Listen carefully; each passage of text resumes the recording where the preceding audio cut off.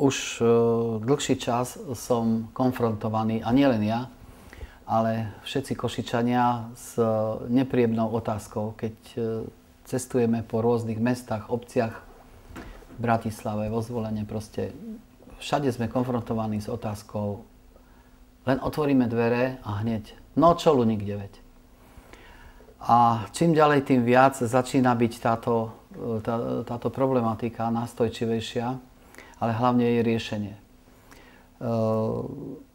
Keď sme sa prechádzali po tejto mestskej časti Luníku 9, tak sme teda videli tam neskutočný neporiadok. Tí ľudia, ktorí tam žijú v katastrofických podmienkach.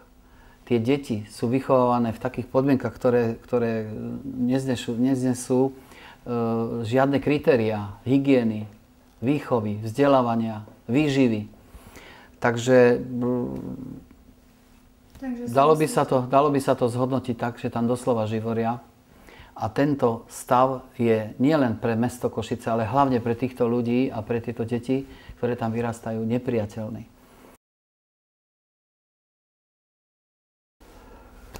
Každému človeku, ktorý dáva takúto otázku, odporúčam len jednu vec. Prosím, sadnite si do auta alebo do MHD, najlepšie do tých autobusov, ktorí chodia do tohto priestoru.